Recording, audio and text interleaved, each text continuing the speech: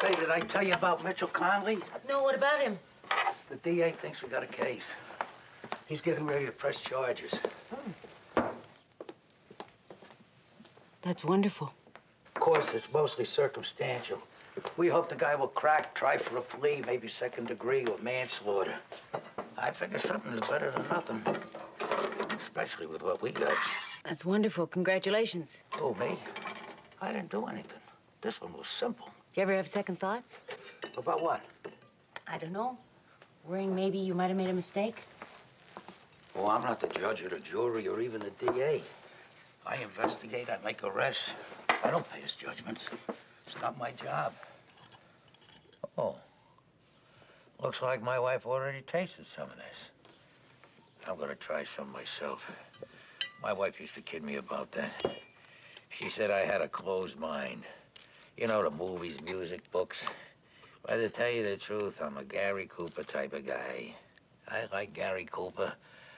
I like Louis Armstrong and Mark Twain. But I gotta change that.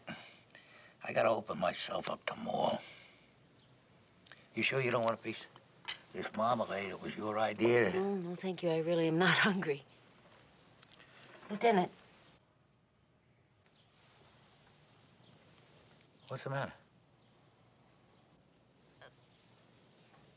Maybe I will have some more coffee. Oh, no. Stay there. I'll get it.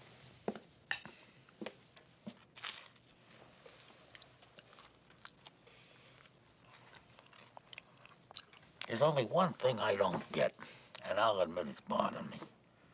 Why did Connolly toss that gun so close to the house? That was a very stupid thing to do. You know, this stuff is pretty good. Show you what I've been missing. Me and my closed mind. Doesn't that come with the job, Columbo? Policeman needs a narrow, straight-ahead mentality, you know, no room for motive or extenuating circumstances. Well, ma'am, when it comes to first-degree murder, my feeling is there are no extenuating circumstances. Maybe you've never been desperate or frightened. But there are men who would go to any lengths just to protect the people they love. My husband was like that, believe me. It's getting very warm in here, isn't it? See, he wanted the judge to understand. He tried to explain to him that... Well, the judge did understand, ma'am. That's why your husband got a reduced sentence. Because he was mentally unstable. My husband was not mentally unstable. You have got no right to say that. Well, excuse me, ma'am. I mean, this is not my judgment. I'm just bringing out what was in the trial. It's getting very warm in here. I think I'm going to turn down that thermostat. That judge was a sick, prejudiced old man. I hated the sight of him. I hated the sound of his voice. Oh, excuse me.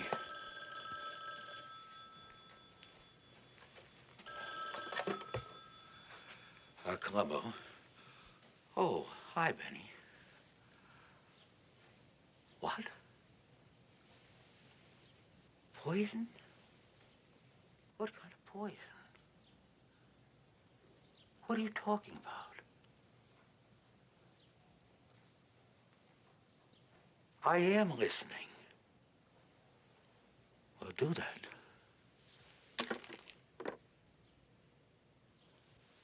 That's crazy. What is it? The coroner's office.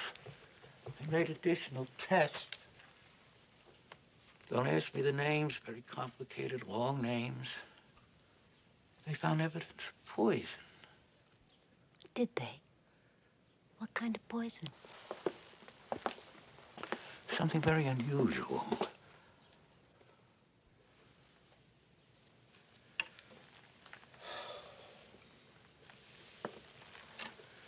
How could she be poisoned? It doesn't make any sense. No sense? Oh, really? Oh, Columbo, you are blind. You are so blind. You really don't get it, do you? I'm sorry, ma'am. You lost me. Well, then let me help help you back on the trail. The poison. You want to know the name of it? I'm not sure I can spell it. I know I can't pronounce it. But I researched it for weeks, and just to find the right thing, it had to be perfect. What are you saying? You poisoned my wife? Why? Why? For the same reason that I killed Charlie Chambers. Retribution, Columbo. A balancing of the books. You killed Mr. Chambers? No. No, that's not possible. Would you like me to tell you how I did it? Ma'am, I have to warn you not to say anything. Until I talk to my lawyer, oh, I have that little speech memorized. I know that one by heart. It got burnt into my memory over the last 10 years. Are you telling me that Leland St. John lied to give you an alibi? No. Charlie was dead before I had dinner with Leland. The ATM withdrawal. I did that, using Charlie's code. Charlie let me use his card all the time, whenever I needed cash.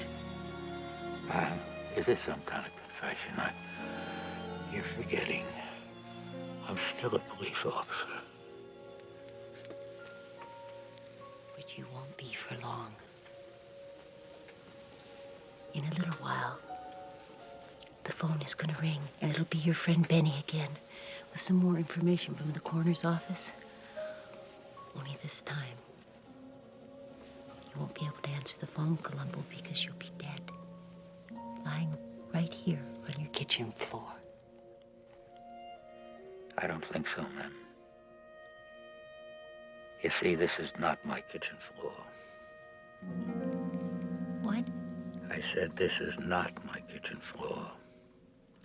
And this is not my house. This belongs to my friend, Sergeant Brady. Sergeant.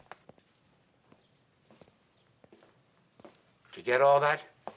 Yes, sir. I would have done this at my house, but my wife's got a bad case of the flu. I didn't want to disturb her. Your wife is alive? Oh, yes, ma'am. But the funeral at the cemetery, I saw... What you saw were a lot of my friends, other policemen, their wives. Oh, and by the way, this marmalade is not the marmalade you gave me the other day. This one I bought myself.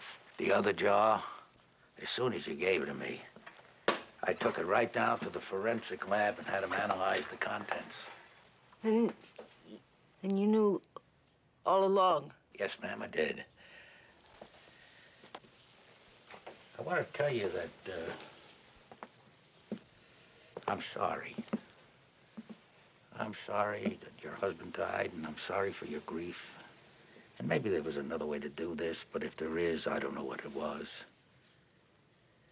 But there is no way that you were going to walk away from Mr. Chambers' murder. Besides which, you wanted to kill my wife, and you would have killed me. I take that very personally.